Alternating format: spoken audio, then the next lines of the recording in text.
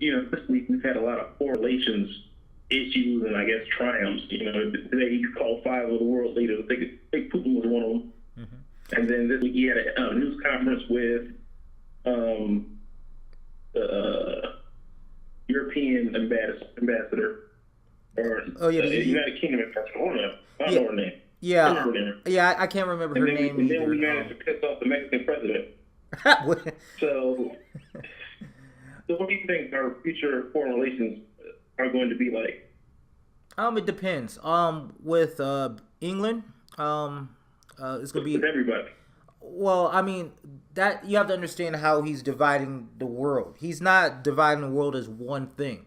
So certain nations we're gonna have a positive outlook with, and other ones we're not. He's no longer doing a EU type of thing where Europe, we're good with all Europe. He's not doing that. What he's doing is doing an independent country by country type of partnership, I believe. Now, with England, yes, England we have a good relationship, and England's going to need us, and we're going to need England in order to survive. That's my whole premise on that. England just had that Brexit. Currency has went down. They need to get they're still a strong market, but in order to really help that market, they're going to need partners. They're going to need people who are not going to penalize them from. So with them doing business with the U.S., because the U.S. Market is a huge market, and America is basically the size of Europe, if not a little bigger. So it would be a good deal for them. Now, and also we also have Canada, and Canada has always been a strong supporter of America. And even though Canada is very liberal with Trudeau, Prime Minister Trudeau, I think they're going to be a good ally as things go. And once again, they're another person we can trade with.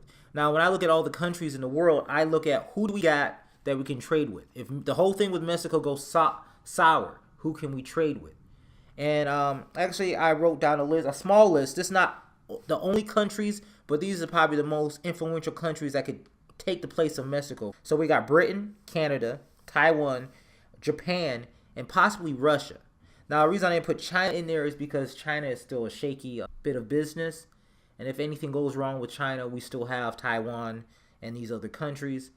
And other countries can fall in line or come along, but we need to let Mexico know they're not the only country we can do business with. So from that standpoint, that's why I look at it.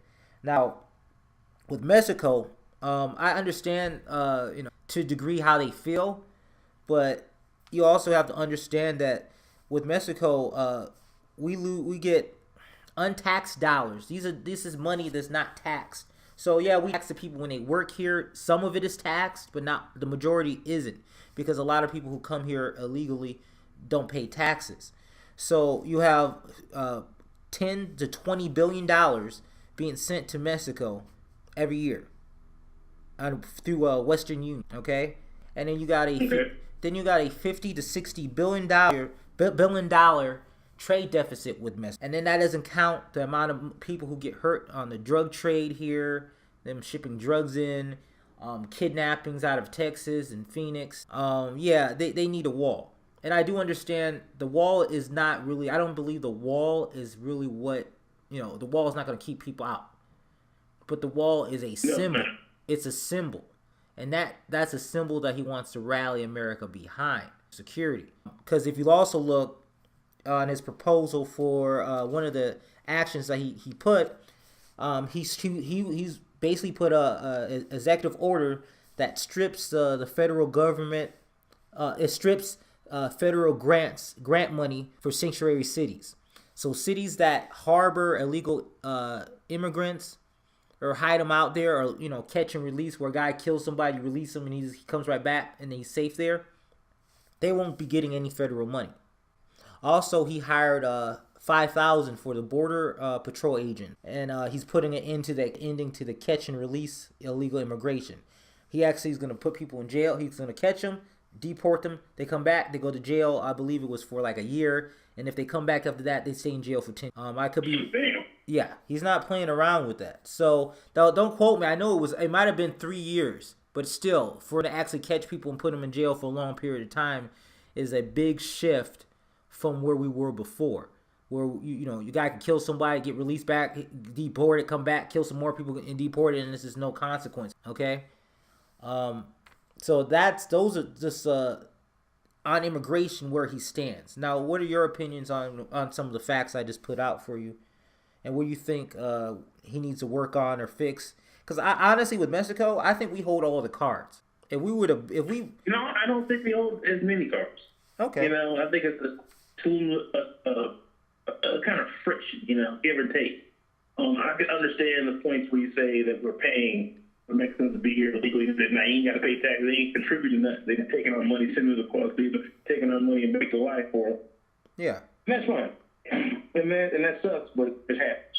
As long as they ain't going around, killing everybody and raping other women, or men, I guess it'll be okay. But I don't think it's as simple as that. You know what I'm saying? I don't think it's as simple as that. It's never as simple as that. When you have someone, when you're dealing with your neighbor, pissing off your neighbor, like you pissed off your neighbor right now, you're gonna have to see them later. Like you're gonna have to see them.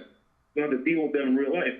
And my thing is, if we piss off Mexico too bad, they might not help us on the immigration thing. I mean, it's already bad enough in Mexico. So well, we're gonna need Mexico to make Mexico better, so they stop coming from Mexico. Yeah, I understand what you're saying, and on that. If we piss off Mexico, then we alienate ourselves from there, and they just go off the rails. And when people do crime from there or drug lords from there, and we need help from Mexicans to stop this shit from happening, I'm like, fuck you. Like, remember all this crap. Now that was a proposal. That was actually a proposal by the president of Mexico. He said that